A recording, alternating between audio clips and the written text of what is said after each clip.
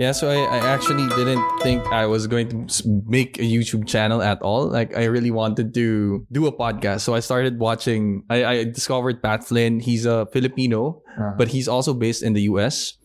And like, he's one of the most successful podcasters in the world. And I was like, oh, this is so good. And I just kept listening to him. And so I really built this desire to start a podcast, but I never acted on it because, like back then I was like so busy. I was also running my own architectural firm. So like I really didn't have the time. But you mean when you were in Philippines? Yeah, when I was in the Philippines, that was like when I first started getting interested in podcasts and like making content online, maybe that was around 2018, somewhere there, or 2017 probably.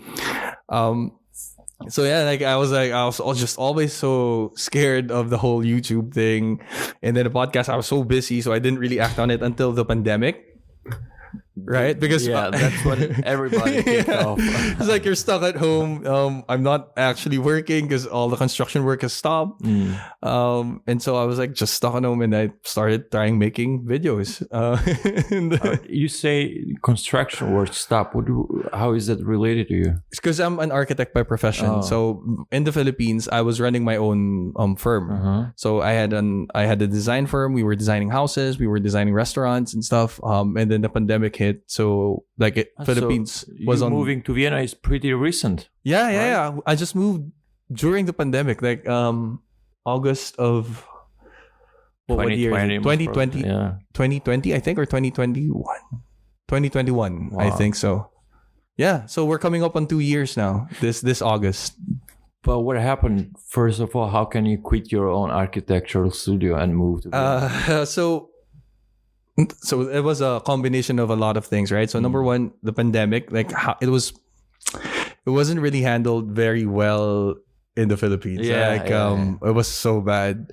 So that wasn't good. And then plus how running an architectural firm is, like it was not easy. Like really, like I love architecture.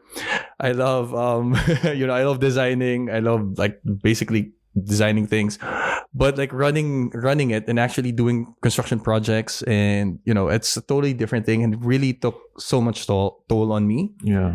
And it just came to like we were starting to have discussions between me and my wife, and we were like, do you still want to do this? And I'm like, oh, I don't really have any choice. Like this is what we do, so I just gotta so I just gotta suck it up.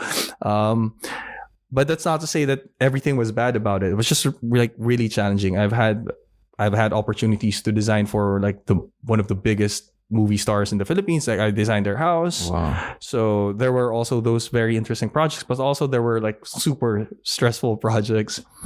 But yeah, like when the COVID hit, and then my wife found this opportunity because she works in Microsoft.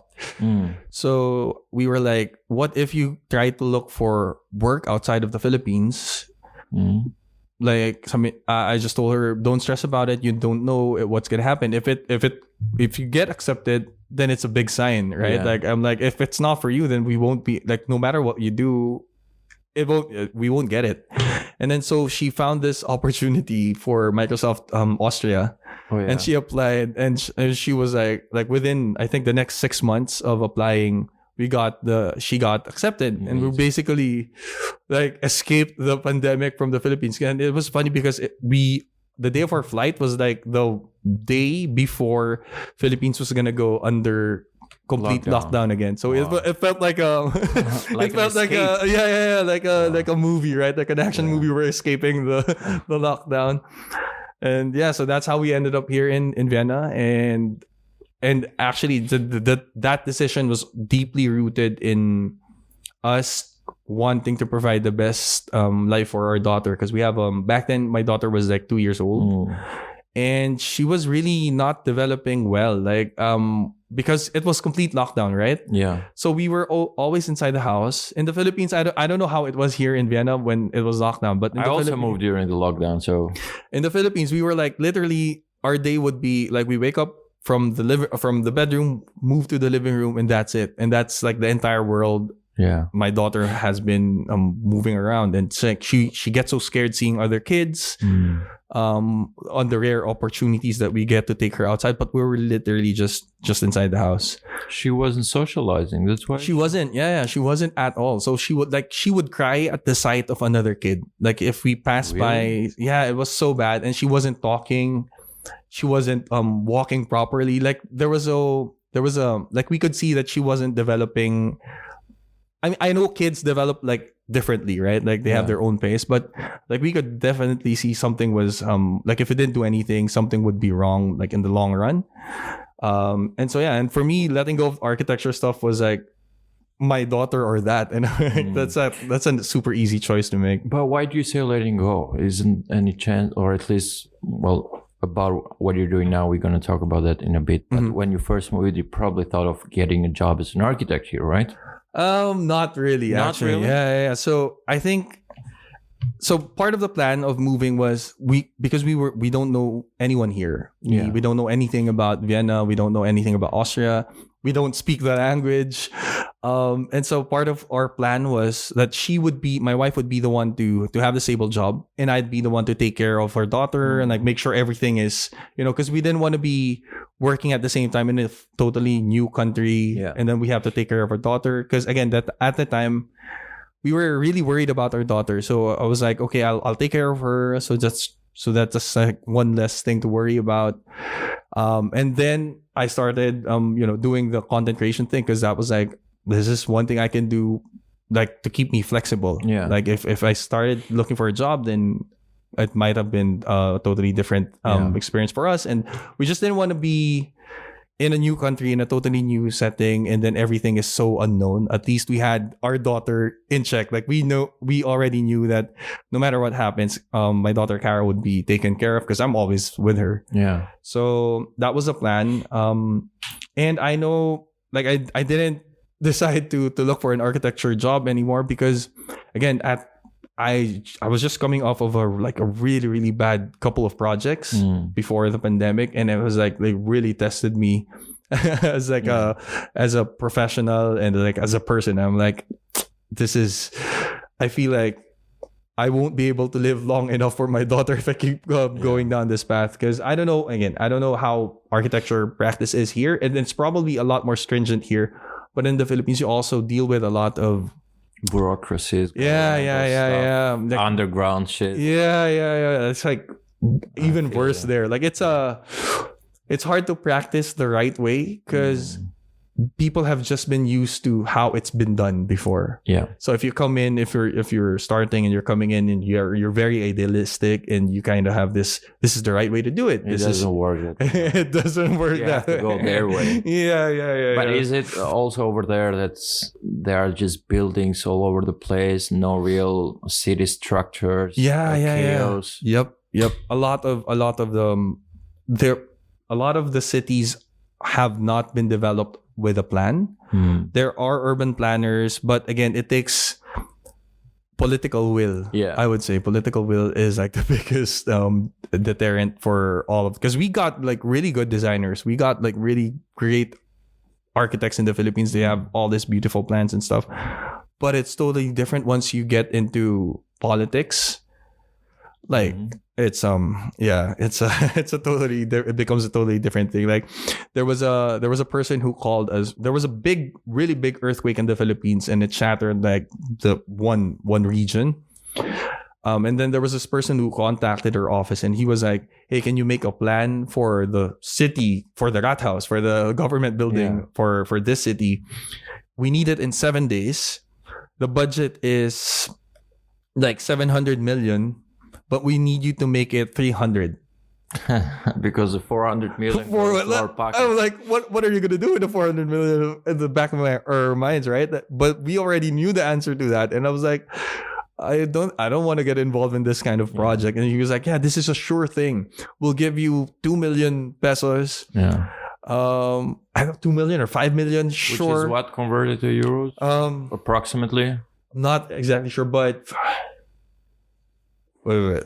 That's okay. That's just to have a rough idea. Yeah. Because So when you say 2 million, sounds it sounds a lot. like you missed a lot of money there and a big opportunity. But it is. So if we say 2 million, is it called pesos also? yeah, pesos times like how is it in?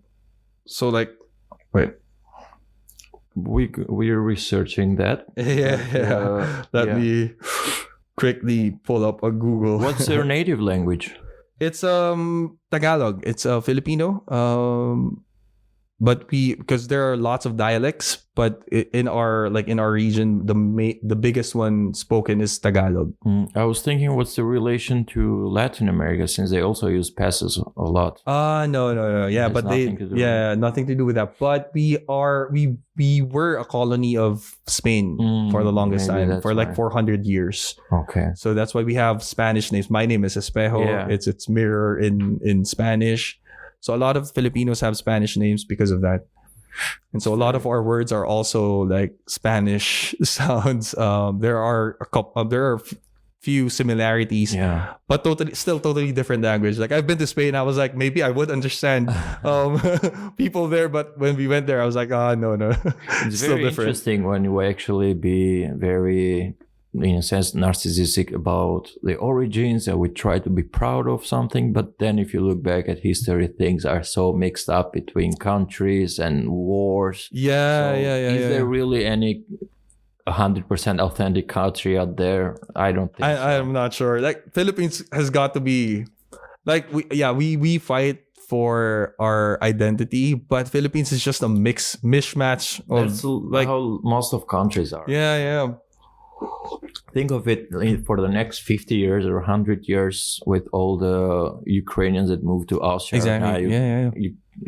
You can literally, so if you will look at the population in 100 years of the Austrian population, you can spot, at least visually, who was born in Austria and who came here because of the war. And then, but they will be called Austrians, but which at the end of the day doesn't really matter. Where you are at that moment. So, sorry, just 2 million is like around 34,000 euros. That's not bad, I think, for Philippines.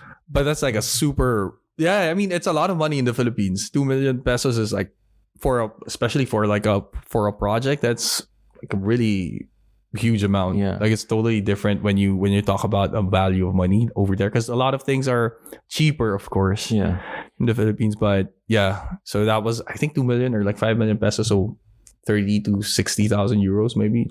And they were saying it's a sure deal. But we were like, no, I don't want. Of course, it's a sure deal. It's the government. Why would it be sure? No, because they're bidding. There is a quote unquote bidding, but he was saying, but I'm sure that we're the ones who's going to be picked. Okay. We just need the plans ready. And I'm like, you want us to do 7 days right after a big earthquake? I'm like, shouldn't you be putting more plans in, like more thought into the next reconstruction? Because the whole building literally collapsed because of an earthquake. Scheme. Exactly. Scheme that made the bill collapse. And I'm like, and he was saying, but you already have templates, right? I'm like, what the hell? what? I don't understand how they are not afraid for their own lives or their kids' life. They could have been in the building when it crashed or something. I don't know. And they that's still try to steal money and make it even worse. That's 400 million. So so that's when you were in Vienna, you decided to move to content creation. So a YouTube channel or Instagram? With a YouTube channel. So I've actually, because of the pandemic, I started a YouTube channel. And then it started getting, I started getting contacted by brands, even though I was like a small YouTuber. I still am a small YouTuber. So I started getting products, and I like started doing videos on that. And then we moved here, and I just decided to join like competitions. I saw the competition for the Sony Vlog Challenge. I was like, I've got nothing to lose. Maybe I can try that. I saw the 3 movies that you have. So you sent me that. Those are amazing. The one with home.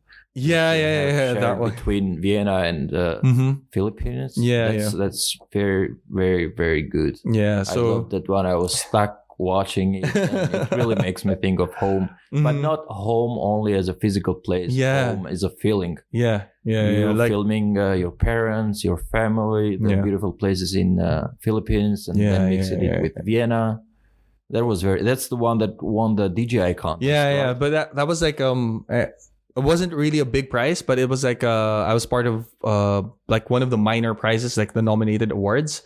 I think, but the guy who won that competition, like the grand winner, like his work was like also really really well, but like more of a visual side. Because when I joined the competitions, I wasn't like super confident about how I edit my videos. I just know the basic stuff, and I was like just trying to lean into my strengths, which was coming up with a concept, like storytelling, like how could I, come up with a story with all of this footages I have from Philippines. So you just filmed without the script. Yeah, then you basically created a script out of the video. Yeah. That at least that's how it was for the home video, because I was thinking of a concept, and it had to have drone footage, and I knew I had like lots of drone footage of the Philippines, and I was lucky enough that I was able to fly a few times also when we were in like Filzmoos, in like when it was snowing up there somewhere here in Austria, and so I was like, what can I make with what I had? Because I wasn't about to do something crazy just to make content. Like I already have all of these videos. Yeah. I was like, what can I do with this? And yeah, so I just thought about. Did you use the DJI drone even before with your stock videos? For the drone footage, I mean. What do you mean? Had you used the DJI drone, or you had another? No. All of the footage there are like were shot with my small drone. Yeah, like the Mavic Mini. And then you got into the Sony Vlog contest. So I did the Sony Vlog 2021 Vlog Challenge 2021 first, and then I saw the DJI contest after that, and then the one I did for the studio, that was actually like a last minute submission because I wasn't planning on submitting at all. I was like, I didn't know what I was gonna do. I had no idea. And then it just so happens that Val and Sam opened their studio, and I was like, maybe I could just bring my camera, shoot some stuff. And again, at the similar thing, I was like, what can I do with the footage I have? Like what? But I really didn't have a script. I didn't have any idea at all. I was like telling my wife, I feel like such a failure. I don't have an idea what I'm gonna do. Blah blah blah. And then just because I literally edited, I think the submission was like on a Sunday. I started editing on a Friday, and like it was a last minute like thing, 24-hour thing. Yeah. It was, but that's also very good. The one with a studio opening, and for a video with no script, as you say, that's very well built chronologically. So it really tells a story. I love that as well. I was there that day, but I think we missed each other because you might have left earlier, and I came a bit late. Most likely, yeah, but that was also amazing. But what is the change? Because when I got to know you at first, you were popular on Instagram. You had like 3,000 followers. Yeah, but like in a sense that more than an ordinary person, like, with 3,000 followers. And then suddenly, when I check your Instagram yesterday, you have 3,050. So 350,000. Yeah, followers. like 350K now. Where or how did you gain 347,000 followers in 1 month? Yeah, so I presume you didn't buy them. No, that is funny because when it was happening, people were asking, what are you doing? What's happening? I always would joke, I started buying followers. Yes, because that's actually the first thing that can come to someone's mind. But what happened? So it was so the backstory of that was I met with the guys with Val. Yeah. I met the guys with in the studio. We usually do this monthly thing when everyone has time. We kind of meet and like discuss stuff. And I had just published a review video on my channel, and then Val asked me, so how did you feel about the last video you made? And I was like, I had a lot of fun. I learned so many things. I tried something I'd never tried before, blah, blah, blah. And because I ended up making this very over-the-top short film. Like it was a short horror film within the video because I just felt so inspired by the product, and I was like, this is something fun to do. Is it still available so I can check it out later? Yeah, it's on the YouTube. It's like it's a review video for the DeskView R6 monitor. So it's an external monitor. So So I started with a small idea, and then somehow it just snowballed into, hey, maybe I can make a horror short film, horror skit. And so Val was asking me, how do you feel about that video? Do you think it resonates with your audience? And I was like, yeah, I'm not really sure, but I had lots of fun, blah, blah, blah. And then I went home that day and I was thinking, you know how they say, insanity is doing the same thing over and over again and expecting different results, right? I was like, I kind of reflected on my YouTube channel. I was like, I've been doing this for almost 2 years, more than maybe 2 years now. I've been pretty much doing it the same way. I've been doing it, like doing things because it's interesting for me, doing things because I like it. I like something. I like doing it in a certain way. And I had never really explored short form content. And yeah, insanity is doing the same thing over and over again, right? And expecting different results. So I was, I sat down and I said to myself, what if I deprioritize YouTube for the whole of February and start focusing on short form content? Like at least give myself 30 days to do short form content and maybe hopefully get my following to 10K. And at least at 10K, maybe... We sounded ambitious at the time. I know. I'm like 10K. With 10K, I might be able to change our lives. I might be able to like message brands and like they would start taking me seriously because, you've got 10K. And it's like, that's a lot of people. So I was like, okay, I'm just going to do this for the next 30 days, get it to 10K, and we'll see what happens after that. So I started making short form content. I had no idea how to do it, but I just give it my best shot. I first recorded like 6 at a time because it was so easy to record because it's short form, right? Yeah. Like one video would take me like 5 minutes to record. But it takes some editing. Yeah. You do a great job editing. Yeah. So the first 6 videos I shot in one sitting, and then I edit each day. So I didn't batch edit. I edit each day, publish each day. And again, the goal was 30 days of that. And the conditions were, it had to be really high value in the sense that I want people, but what I want to happen is when people watch the short form stuff, they'd go, this feels like something I should be paying for, but I'm already getting it for free. So like I wanted to give everything I knew, basically everything I learned for free. Without expecting anything in return except getting the 10K. But I was like, yeah, I'm just gonna give everything I know for free. And like the first 6 days, the first video I posted immediately like hit above 10,000. I would say above 10,000 views, and I was like, whoa, that's pretty good. Something. That's pretty good because my reels were like standard would get like 1,000 views. 1,000 would be really good already, and it's usually like 200 views, 300 views. And then the first one I did of the series was like 10K views, and I'm like, what okay. was that video? I think it's about cinematic camera settings, like basically how to set your camera properly. Yeah, and then I just framed it that way, like, this is the most cinematic camera setting, right? So, but I'm just really talking about setting your camera for 24 FPS and stuff.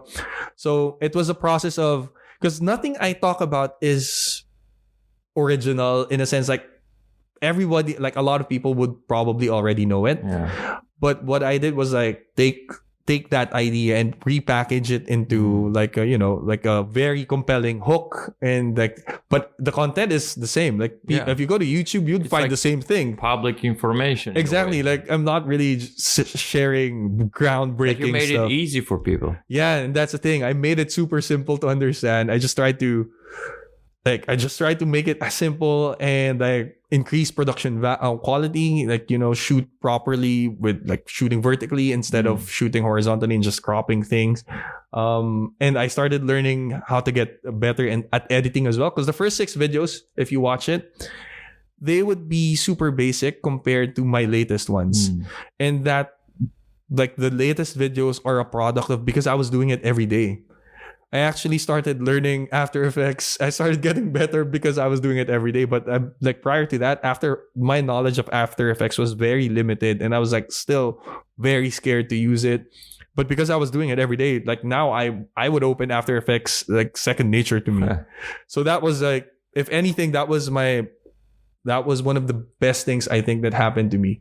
Like my skills are like, I'm so confident right now to edit a video. That's great. I was also just about to give you a little more hope. There's this movie that just won a lot of Oscars. I don't know that won 7 Oscars, Everything Everywhere All at Once.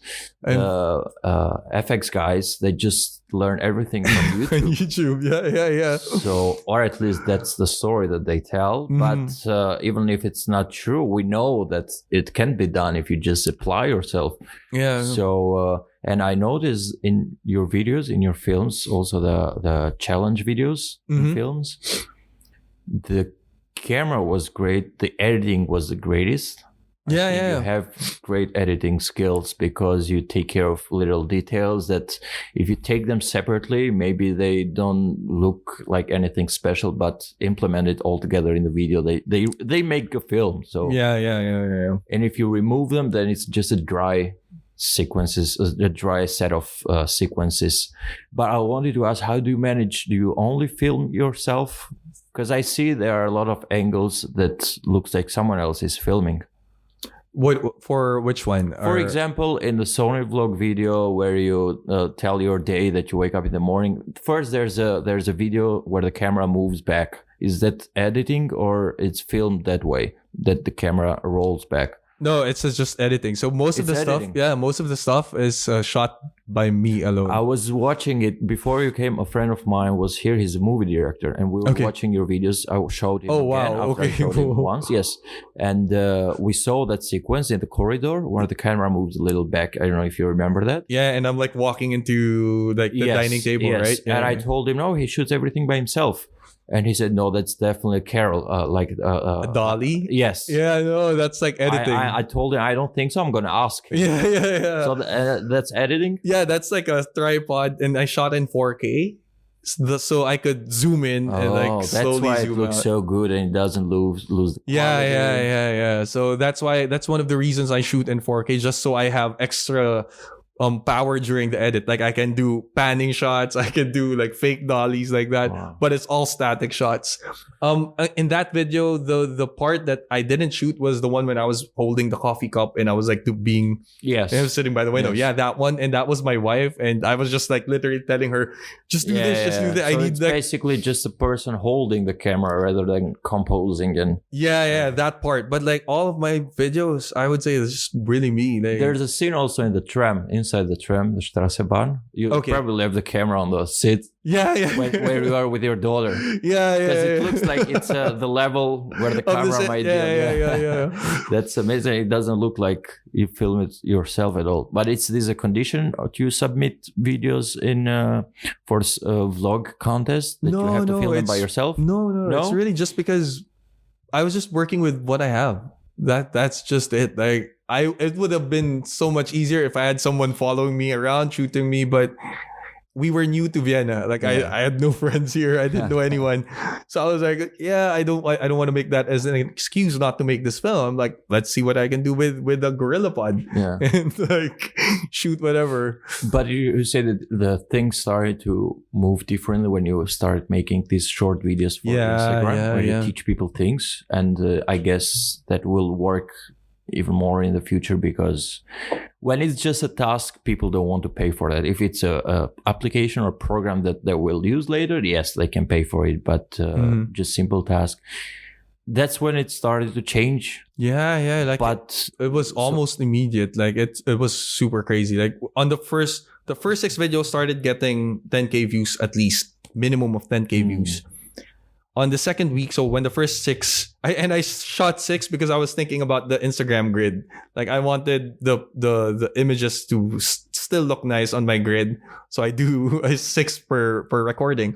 And then on the second week, I started getting more comments. I started getting more inputs from people who were watching the videos, and so I stopped recording a huge amount of videos in one sitting, and I started doing 2 to 3 at least, so that within the week I would have time to pivot. Because the thing with short form, you don't know what's gonna blow up, right? And I think right now my most popular, my most viral video is about 2 slow motion moves, like 2 camera slow motion moves that you can do.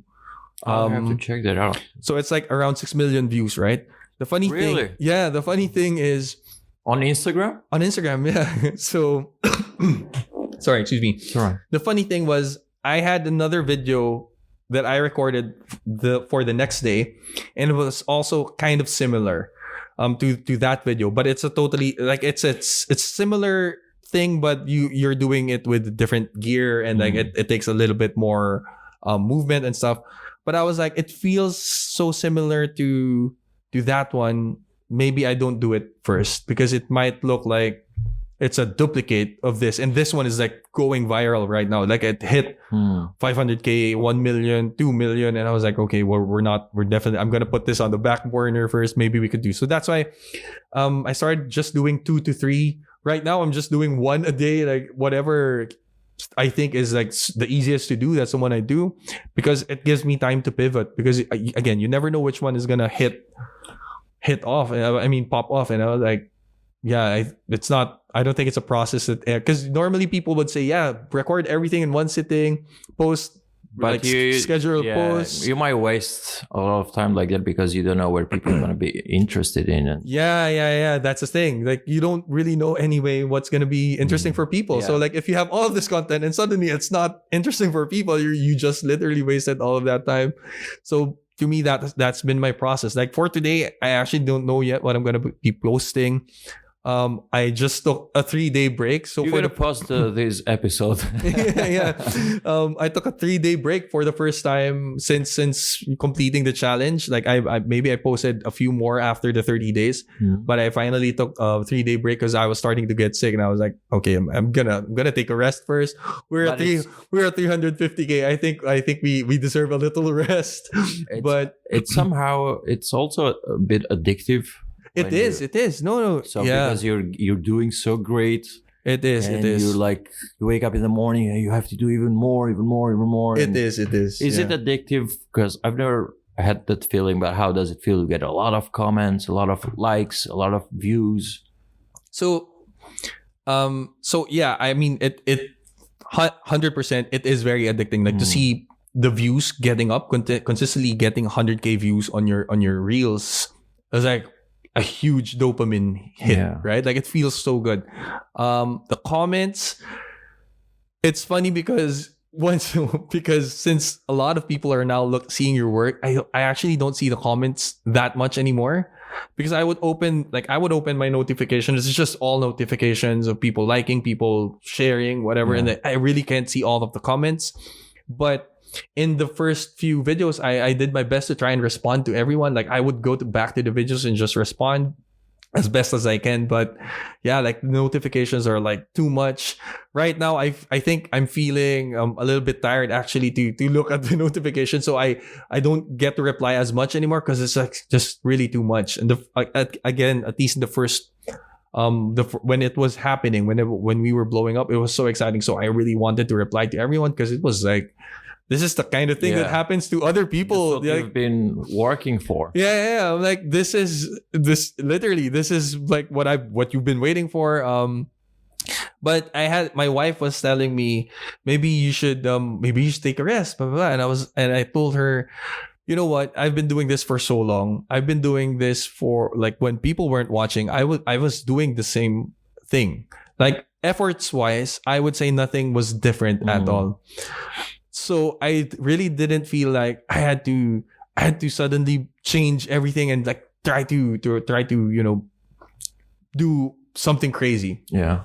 Because I was already doing the work when no one was watching. So now that everyone was watching, I was like, it's actually still a normal day for me. Like I would shoot, edit the same way, aside from learning After Effects, because again, that was like one of my biggest fears. One of my New Year's resolution was actually to get better at After Effects because I wanted to. And you got better in 1 month. And I was able to do it in 1 month. I was like, this is, I mean, that's the power of like challenging yourself and sticking to a deadline. Never giving up. Yeah. That's so. Yeah, I mean, it was really good when all of that was happening, but underneath all of that, I think because I was just so used to doing the work, I really like editing. I really like making videos, that regardless of whether or not people were liking, people were commenting. I was already doing it anyway, so I didn't really feel too different in a sense. Like, yeah, it felt nice, but I didn't really feel like,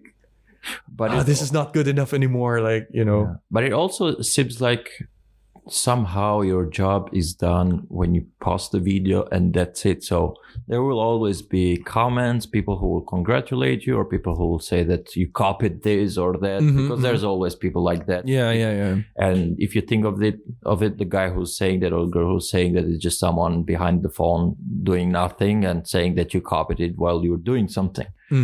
And so I would say it might be a little waste of time trying to catch up with all the comments.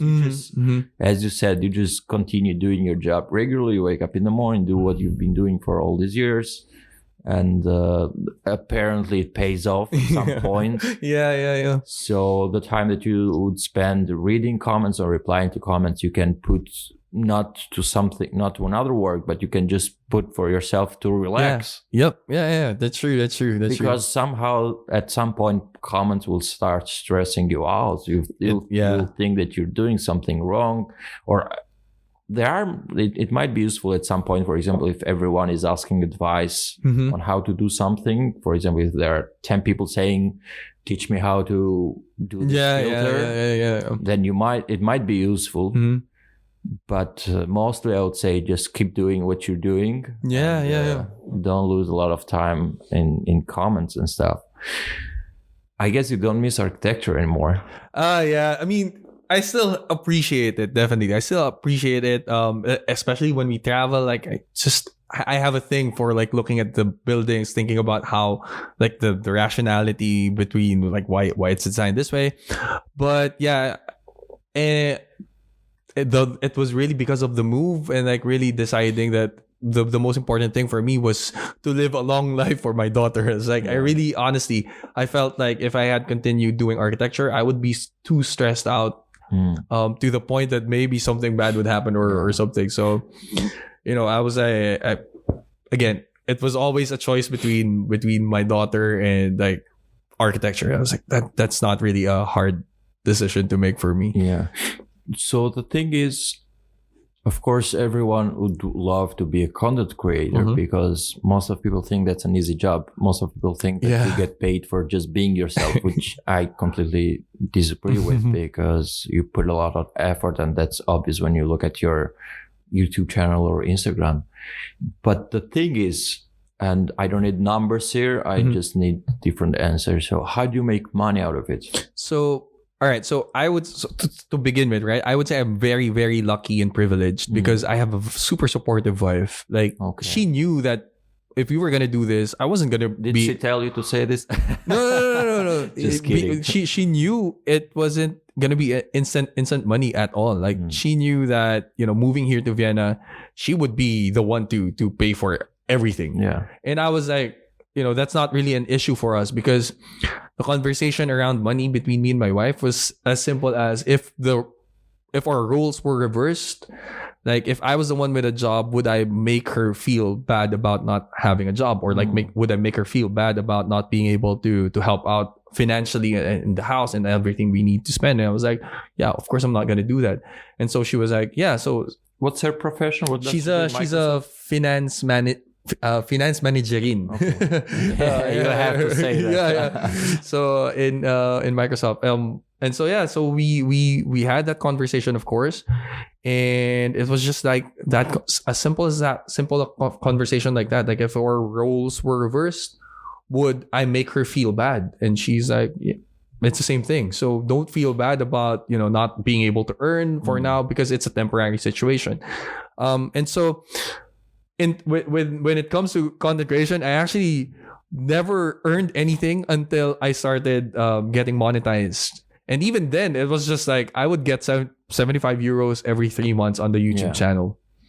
That's like it's nothing. That's nothing. Doesn't even pay one bill. Exactly. I wouldn't be able to pay, like maybe coffee, treat myself to coffee for the next 3 months. So YouTube AdSense right now isn't, I mean, if you keep going and if you keep growing, yes, it might. I'm not sure, but you've seen people do it. But other than that, it was just really because I really enjoyed doing all of the things, like posting photos, making these videos. I just really enjoyed it. And again, just hoping that one day it'll pay off. Yeah, like it will pay off. But I'm not really, earning directly. Maybe if a brand sends me something and I end up selling it, yes, but that's not really, a direct effect of earning from content creation. So I haven't been able to earn exactly from that. But because I started learning, video editing, I started learning all of these new skills. I was also open to a lot of different opportunities. Like I was able to, right now I'm still affiliated with NAS Academy, which is basically NAS Dailies. NAS Daily is one of the biggest content creators in the world as well, right? Yeah, he's famous. So he has an academy, and I'm part of the trainers there. Like, is it the one you were having the interview yesterday with? Yeah, so I saw the girl. She's a friend from the academy as well. So she's also a trainer inside the academy. So what does the academy do? Basically teaching people about content creation too. There's an academy for that? Yeah. So smart. But that's like for the entire year, because lots of changes happened. So actually for the entirety of 2022, I haven't been doing much for the academy anymore because there's been so much shifting, like pivoting with the strategy and all. So I actually haven't been teaching for a good part of a year already. But yeah, so I've been open to opportunities like that because all of a sudden I'm into content creation. And I was able to shoot a high budget client work in Oberkochen, Germany last year as well because I knew how to work a camera. So those are the things like I would say those are because of content creation, but that's not like I earned because of because have you spoken directly to Nas? Sometimes? Not yet. Because he's like super busy all the time. But there's a convention that's happening again this March, which I really want to attend to, but I don't think it's going to be possible at the moment because we also have so many plans as well. But yeah. So you basically say that you don't earn directly in the sense that Instagram, so there is no way that Instagram pays you for your views or something like YouTube, for example. Yeah. So for Instagram, there's this thing called Reels bonus, but I think it's only available for the US. Like I have a friend who's a big creator also on Instagram and TikTok, and he was telling me about it, and he's like, oh, it's only available for the US, but it's also not worth it. He was saying have to make like millions and millions of views. Yeah. He was like, if you get 1 million views for a video, that's like $100. So I was like, oh my gosh, that's like so not. Yeah. That's not something you can rely on. It's not really a good. You don't make a 1 million view video every day. Yeah. So like, how are you gonna do that, right? Like that's you. And again, you don't know which one is gonna be pushed by the algorithm or which one people are actually gonna like. So the thing is that now that your Instagram is popular, you get products, you make a video of them. No, not yet. So right now I see you have already posted. You posted the lavalier from a road. Yeah. Is it really good? Because I've been meaning to check that out. It is good as long as you can kind of attach it in a proper way. There's kind of a technique to use the lav mic so that it won't scratch or like ruffle the sound. Like you won't hear your clothes scratching against it. So there's like, as long as you can get that, it's really good. Like I mean, it's also so small. It's easy to hide in your like collar shirt or something. But those like that product I bought with my own money actually. But I have been getting products way before. Like again, the first brand that reached out to me was when I had like 300 subscribers on YouTube.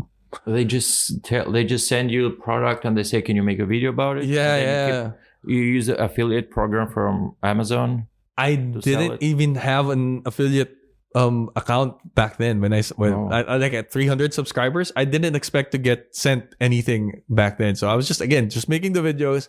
Someone messaged and I was like, okay, that's so cool. That's like, I would love to get free products and it's happening now. So yeah, I mean, my I would say my longest partnership with a brand is with We Light and Viltrox.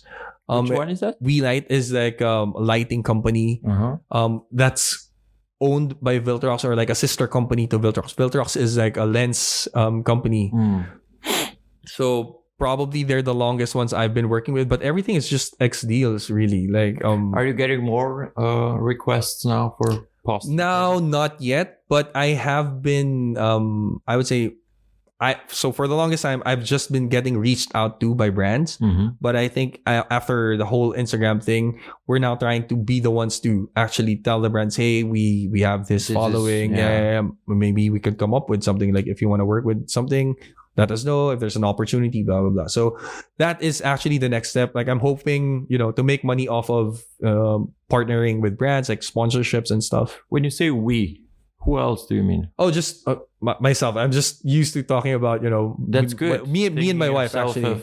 That's great when you think of yourself as a business in a way. Yeah. So, well, technically my wife, because I always say my wife is like the executive producer. She's like the, she's the CEO, and I'm just like really the creative officer, So usually it's just me and my wife, because everything, like honestly, none of this wouldn't have happened if she's like, if she hadn't been very supportive, and like just trusting in the process and stuff. Because it's like a lonely, I'm sure it's like a lonely journey to create stuff for people on the internet. Like a lot of times it's definitely.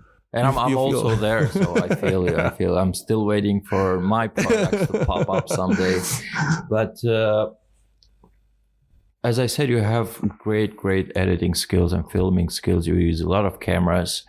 And besides vlog, do you have cinematic ambitions in the sense of making movies? No.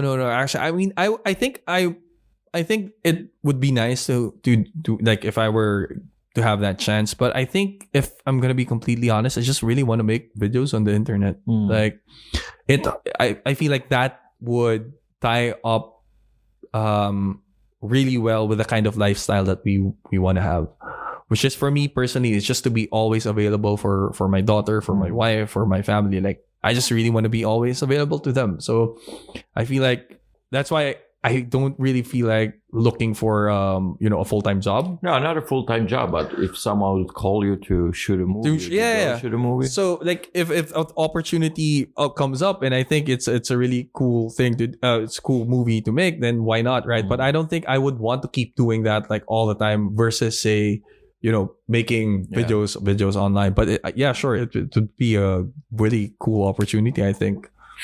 Do you go often back home? No, we haven't been since getting here. So really, yeah. But it a long trip? It is.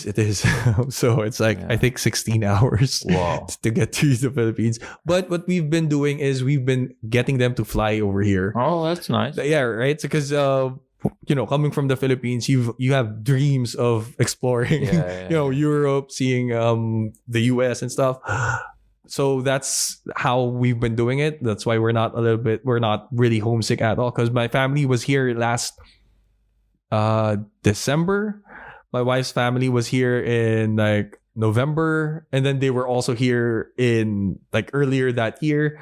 This year they're coming back in August. So it's like we would rather them fly over here than us go back for the time being, because again, there's so much to see here.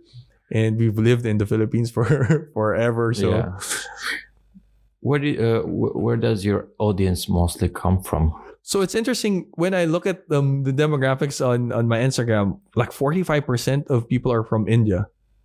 Well, it's not interesting. It's the biggest population in the world. But it's like I didn't expect it to be that way. Like I didn't have any idea that it would be that way. But it kind of makes sense when you think about it. Makes sense. First of all, because it's the biggest population in the world. Second, because it is one of the poorest countries in the world, which leads them to try and look around for free advice and stuff. So, and I think it's also because someone actually told me this, because they don't have TikTok in India. Oh, so I think people are more hanging out on Instagram and stuff. I had no idea about that. Why is it so? Because it's a Chinese product?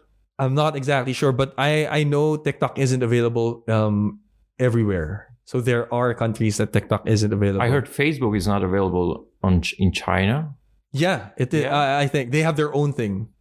So there are those instances. So yeah, someone just told me, yeah, I think it makes sense because they don't have TikTok. Blah, blah, blah. It makes sense. Now it makes sense. So yes, I have 45%. 45%. That's a lot. Just- Almost half. yeah. And then I have people from US, Philippines, some from Europe as well. Like I've been like some creators I've been talking to, they've been messaging like somewhere or from Poland, some from I think I even have like some in New Zealand as well. So it's like pretty all over the place. But India is like 45%, at least on Instagram. You seem like you work a lot. What do you do for fun? I mean, I know your work is what you love to do, but still, also I love to write, but at some points I say, all right, I'm not going to write for the next days or hours and I'm going to do this. What do you do at that point? For yourself, because I know you're going to say I hang out with my daughter, I take her to the park, but that's not for yourself alone. If anything, so yeah, like for me, spending time with the daughter is like my relaxed time already, or like actually again, working on the videos is a lot of fun for me, and just having the time to work gives me so much joy. Like if you give me undisturbed time to work, it's because I'm always with my daughter, I'm always taking care of her. So like when my wife tells me, okay, I'm gonna take care of her, you have like 4 hours you can work by yourself. Like the peace of working gives me so much joy actually. But if I were to waste time, quote unquote, time, like something that's not related to work, I used to play a lot of Call of Duty. Call of Duty. Yeah, Call of Duty, like the game. So I used to play a lot of that. I haven't been playing in a year, but yeah, like I just play video games if I can. Like if tomorrow I wake up and I don't worry about money, I would I'd probably be playing video games. Yeah, that would be it. It seems like still also your me time, let's call it this way. It revolves around the computer and being sit in the chair all the time. Yeah, back pain. No, sir. No. We invested in some really good chairs. So we got a couple of Herman Miller chairs, which as an architect is like a dream of mine to have a Herman Miller chair. But yeah, I mean, I'm actually very athletic. Like my favorite sport is basketball. I used to play competitively, but then I injured myself here in Vienna, like I think last year, and I've been pretty much afraid to play again. You know any groups here who play? I've been wanting to play for 2 years and I don't find a group to play. There is. I have a friend who invited me to play in the UN like there's a every Tuesday or Wednesday thing that they play basketball over there. I got invited to that, but I injured myself playing at the court beside, just below our apartment. Yeah. And then 2 months passed by and I was like, maybe I'm ready again.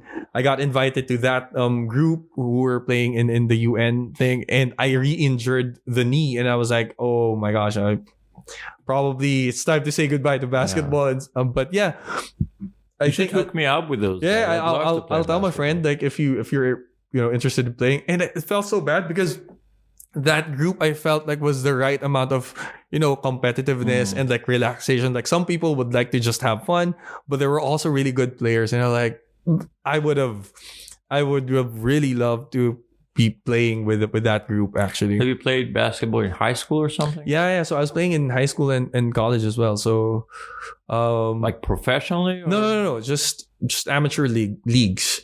And in the Philippines, basketball is like pretty big. It's like the sport in the Philippines. Yeah. So everyone plays basketball there. So I played for my school as a varsity player in high school, and also during college I was playing for the college team.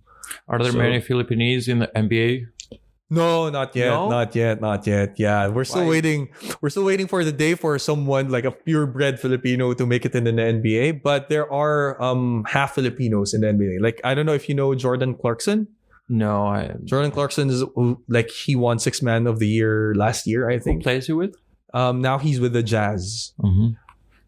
Yeah, I think he's still with the Jazz. And he's half Filipino. There are a few Phil-Ams. A rookie right now, I think it's Jalen Green for the Rockets is also Phil-Am. I guess you have to be American or to play in the NBA, or doesn't matter? No. There were actually the past couple of years, I think there were 2 Filipino prospects who were almost who almost made it, to like a guy who's like 7'10", 7'2", 7'1" or 7'2". Yeah. He didn't get drafted though. So, but he was already in the talks, and people were already like, he was the closest one. But yeah, no one yet who's like really, from the Philippines. Where are you going? You said that you're pretty busy traveling this month. Not this month, but since in the this year, days. right? So I think because we have a trip to Canada that we're trying to make, because a relative is getting married, and then my wife's family is coming over again. Because the thing with our family, at least with my wife's family, her parents are separated. So if we make separately, if we make a trip for one, we have to make the same trip for the other. So it's like, and then of course, since my family don't really travel as well, if we make this trip for them, we have to make the same trip for them. So it's like, we're gonna be doing almost the same trips around Europe for like maybe the 5th time already, or 4th time or something. So yeah, so they're coming, and so we're taking them around as well. I don't know yet where exactly, but I like hearing my wife talk about where her dad wants to go. I was like, oh my gosh, we're gonna go to the same places. Like, this is like the 4th, 5th time. But it's very fun. Yeah, because the first time we went here was in 2017, and it was only because we won tickets to Europe. We How joined. did you win tickets? We joined an Instagram, a Twitter contest by Qatar Airways, and it felt like such a scam. But we just, we tried it, and like within 10 seconds, we got a notification that we won, and we're like, is this even real? Like, it's free tickets. We only paid like 20 euros, I think, for the tax and stuff. But we won the tickets, and like, that was the first time we were in Europe, and we traveled for like 30 days, I think. Wow. So we went through the main cities, the top cities to go through if it's your first time.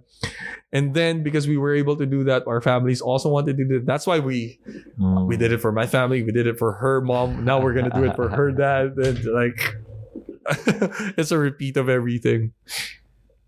It's very, very funny.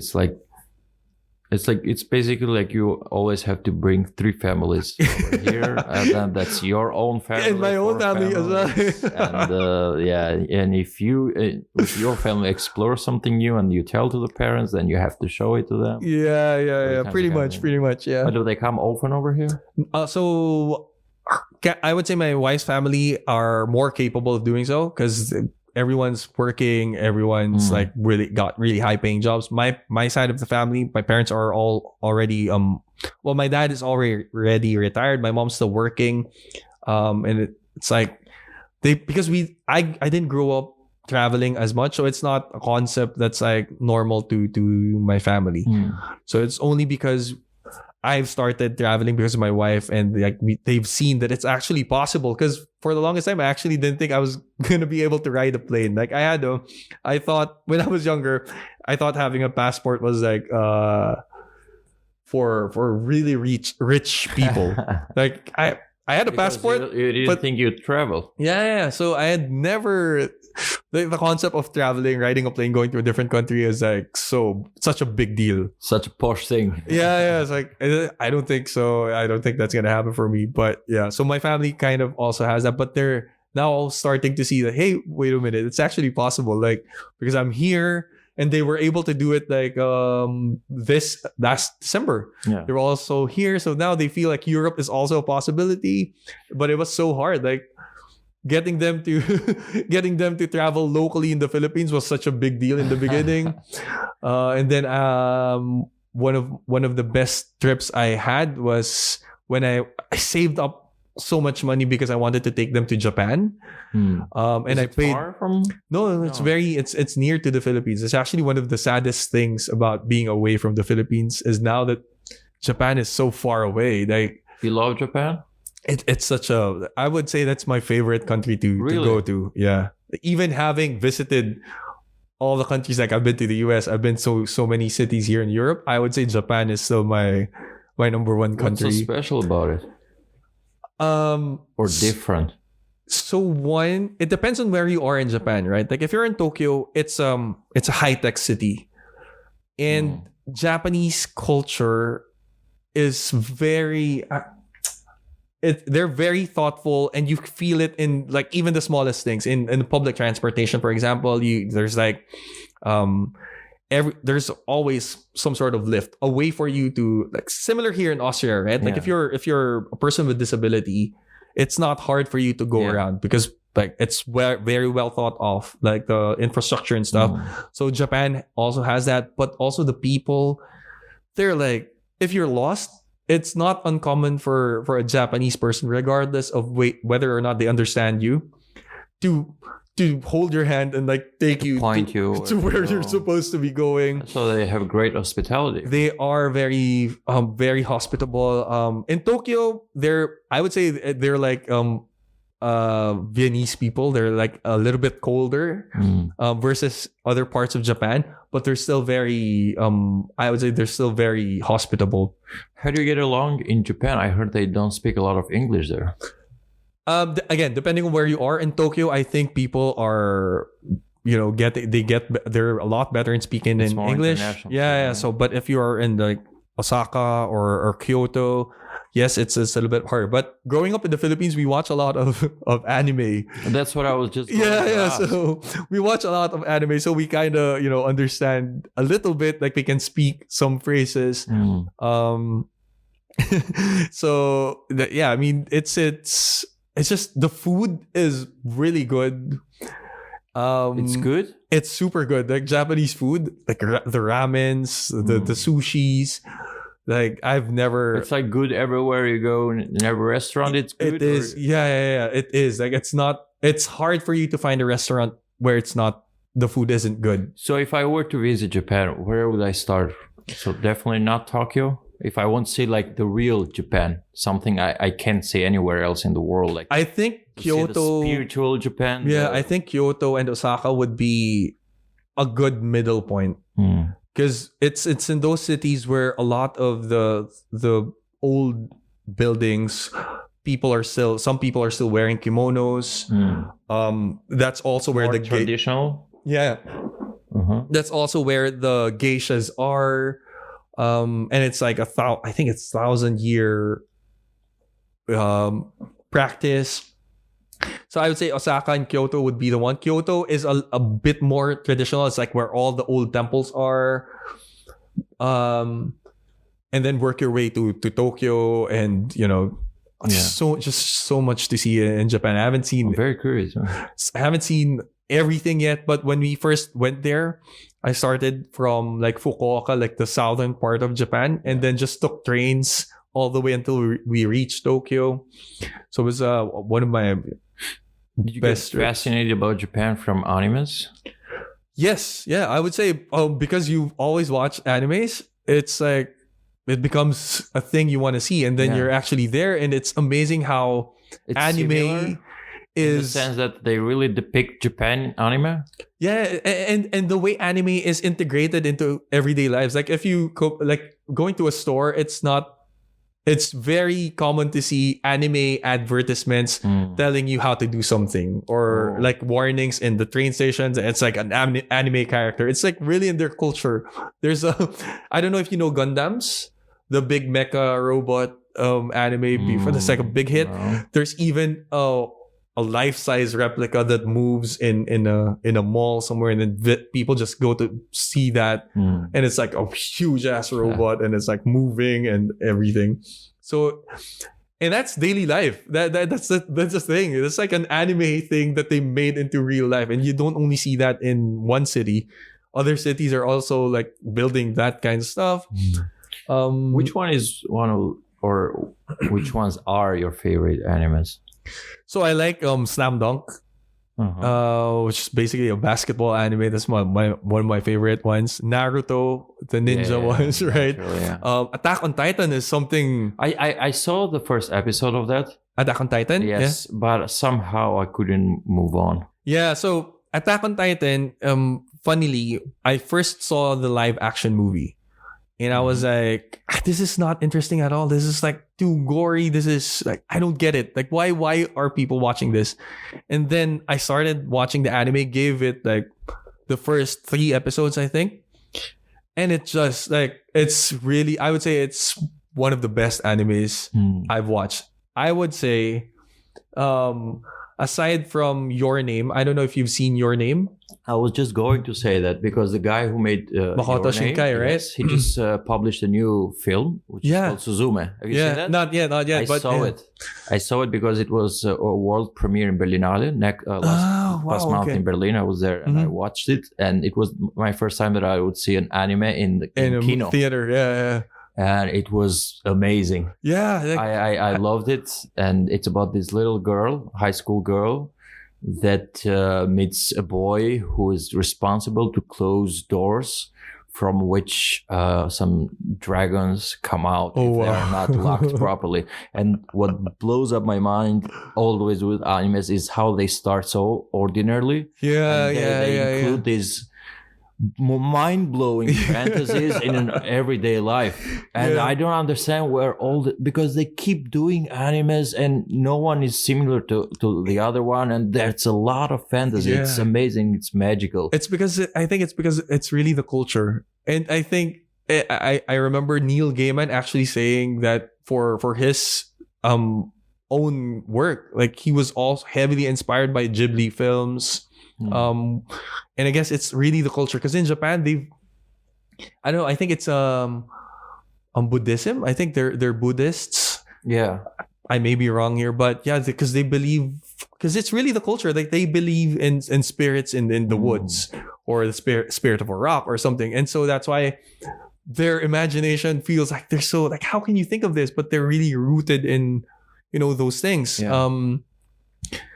I think you should definitely check out, since you love this Japanese thing. I don't know what's your reading patience right now, because when you do content creation, I think you're mostly attracted by quick things. I don't know if you read anymore. No. Yeah, so I love reading, actually. Yeah. So you checked Haruki Murakami books? Not yet. I think you should check out Kafka on the Shore, because it's totally a Japanese thing. I mean, you know what? That's one of the saddest things about being here in Vienna, because I would always go to bookshops. But there's no, like, it's so hard to find an English book here. Oh, so you can get them online. Yeah, that's why my friends have also just been saying, just get it online. But for me, I really like going to a shop and going through that. Yeah, but it's true, because also a lot of books are in German here, and it's a bit disorientating, and you lose the feeling you're talking about. You're not in that bookshop anymore. You're a supermarket.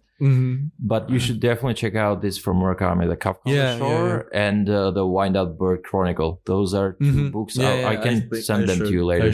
You should check them out. Yeah, I should. I think I definitely should, because I think I've just been staying away from it for a long time already. But I think reading a Murakami book would be you'd love it. It's like a real life anime, because he includes so well in real life some fantasy things, and you just accept them because you're in his world now.